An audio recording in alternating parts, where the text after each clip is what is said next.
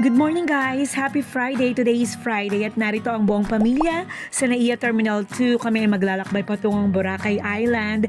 Masaya at very excited kaming lahat kasi first time mangyayari na lalabas kami out of town, kompleto ang family. Ito, lalo na si Misterio, super excited yan kahit tahimik. Katatapos nga lang pala namin kumain dito sa may Jollibee sa gilid. Makikita nyo, bumili pa kami ng mga soda, bumili kami ng tubig. Nalala nga pala namin, bawal nga pala magdala ng tubig sa loob. Kaya ito pinipilit namin ubusin ng mga binili namin.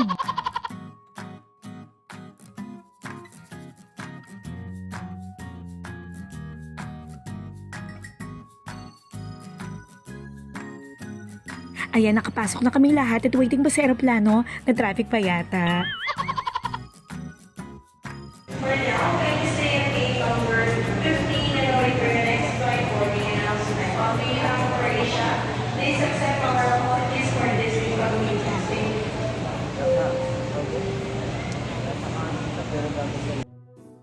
So ito na nga guys, excited na kaming lahat na sumakay ng eroplano. Biruin nyo, first time namin sumakay ng sama-sama, out of town pa. O diba exciting yun?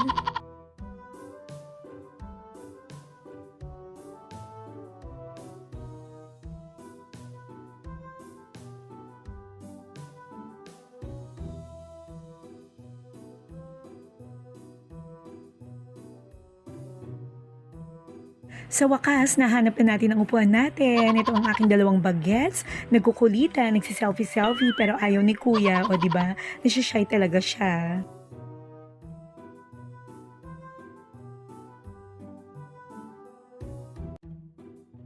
AirAsia nga palang sinakyan namin. Medyo mainit, sira yatang aircon.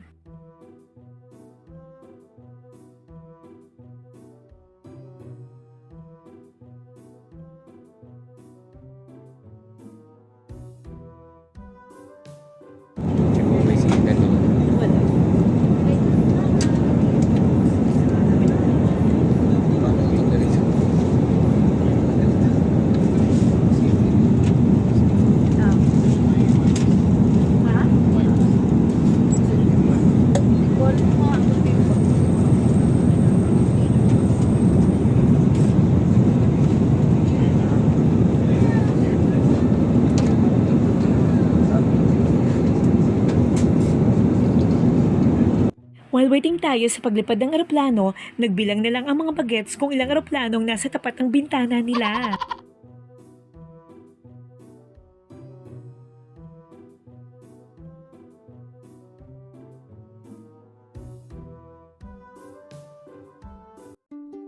So this is it guys, touchdown Kalibo. Dito nga pala kami bumaba, paikot ang ginawa namin imbes na aklan, nagkalibo na lang muna kami para makapasyal na rin. Total talagang narito na rin lang naman kami at sinulit namin ang buong Kabisayaan.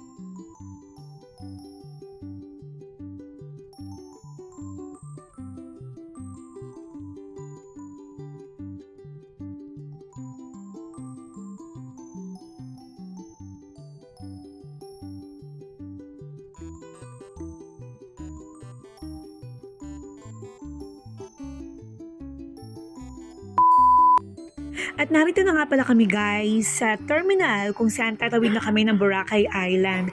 Very excited na kaming lahat at hindi mapigilan ang ngiti sa aming mga lobby. Mona Black. Lagay mo na po sa kapit ng maayos.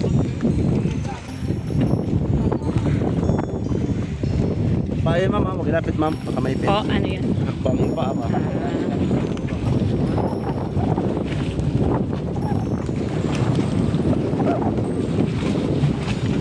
Mahalo.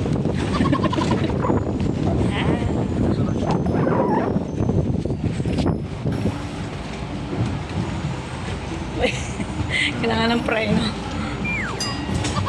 Kahilo. Ano tayo? Saan tayo? Malapit sa ano? Apat. Ako na. Saan ba? Number yan? Saan ba tayo? Ano nga lang? Hi, salamat. Nakaupo na tayo dito sa bangka. Nakakahilo ha. Nakas ng alon. Nakakatuwa itong babae sa likod ko. Tingnan mo pa, cute.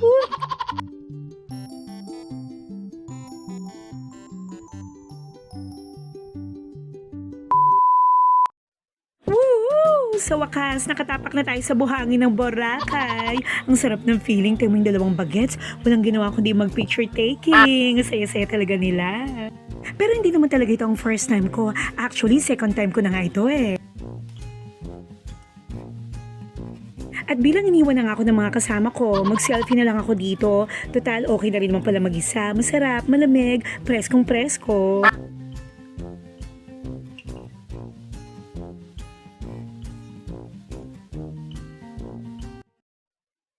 Sa hinaba-haba nga naman ng prosesyon, sa simbahan din pala ang tuloy. Sa hinaba-haba nga naman ng paglalakad namin at paghanap ng makakainan, sa unboxing palang bagsak namin.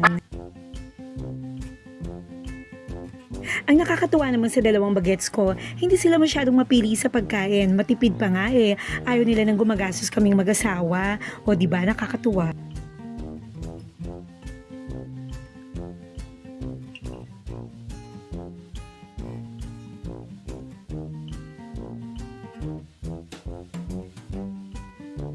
At syempre, bilang nagutom tayo sa biyahe, magra-rice tayo ngayong araw na to. Diba, hindi lang ito, mamayang gabi, bukas at bukas ng tanghali ang pagra-rice natin. Mukhang ginugutom na nga talaga si The Singing Mamo, hindi siya namamansin, halo lang siya ng halo na pagkain. Actually, meron niyang halo-halo, may chicken, may ice cream, at pinadagdagan pa niyang gravy niya.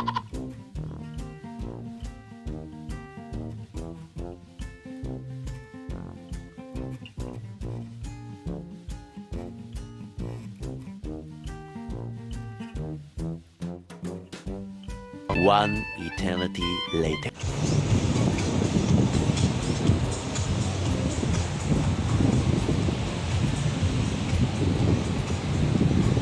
Yung mga bagets. At hinanap na nga ni The Singing Mom ang kanyang dalawang bagets. Ang laki naman kasi ng Boracay. Saan ba nagsusuot yung dalawang yon? Kanina lang kasama ko, bigla na lang nawala.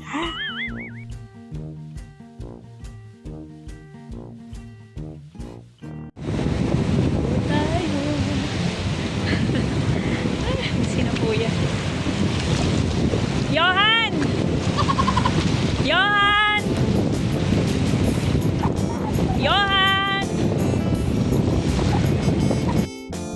Ayan, nagtawag na nang nagtawag si The Singing Mom. Ang totoo niya, takot talaga ako sa tubig, lalo na sa dagat.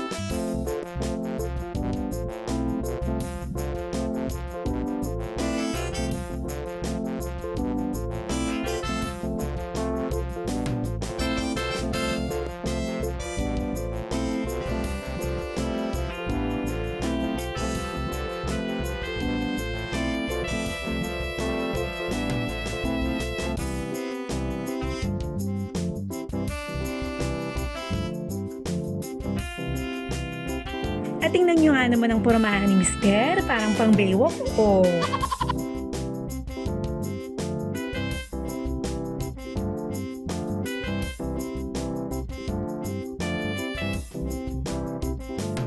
So nagkayak na nga guys ang aking dalawang bagets.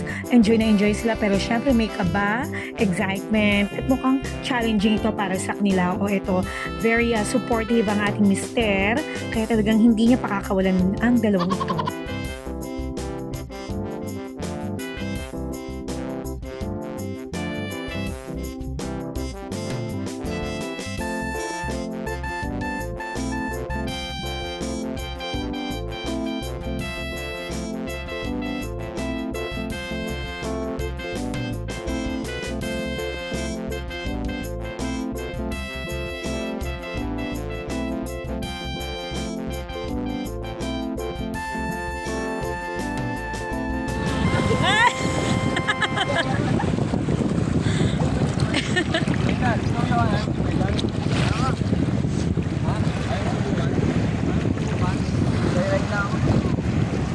Joyride na.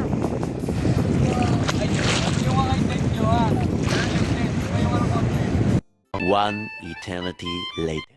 Narito naman kami ngayon sa Korean Samgyup, ang paborito ng mga bagets. Actually, kanina pa rin kami paikot-ikot at nag-iisip kung saan kami kakain, pero mas napagkasunduan ulit ng lahat na dito kami kumain sa Korean Samgyup since gustong-gusto talaga ng mga bata ang ganitong type ng food. Lalong-lalo na yung medyo spicy, may gulay, may pork, may beef at kung ano-ano pa. Kaya swak na swak ang kainang ito.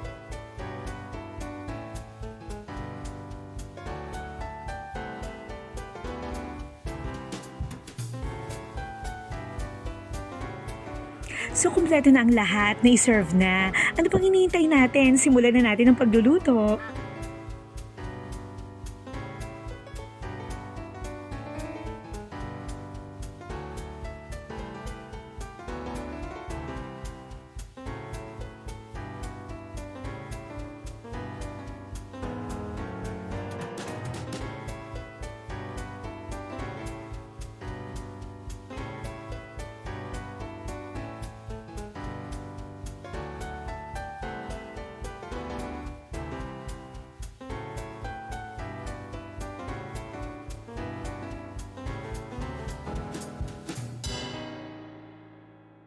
At tapos na naman ang ating isang araw na pag-vlog, guys. Isang araw na punong-puno ng saya, isang araw na punong-puno ng mga biyaya. So marami tayong magagandang karanasan na ibinaon sa day 1 natin dito sa Boracay. So masaya ang buong family kasi kumpleto at first time nating lumabas, mag-out of town.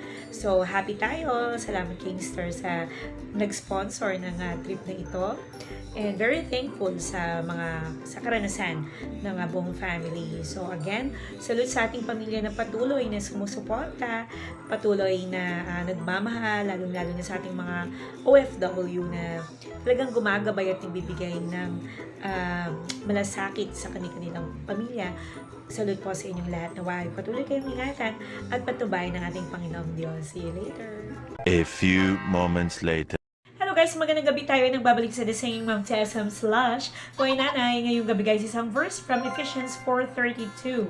Be kind to one another, tender-hearted, forgiving each other, just as God in Christ also has forgiven you. If we are waiting for other people to be nice to us before we are nice to them, we've got it backwards. Ang kabaitan ay nagsisimula sa ating mga sarili and we can never control what other people will say or do, but we can control our own behavior. The Bible tells us that we should never stop doing good deeds as long as we live. And kindness is God's way and it should be our way too. Minsan, it's easy to be nice to people at minsan naman, hindi.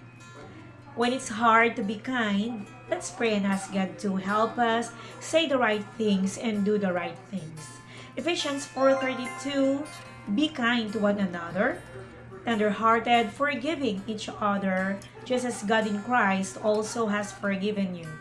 Thank you guys for your time. Thank you for watching The Singing Mom TSM Slash. Po, nanay, see you again tomorrow for another day of vlogging. Good night.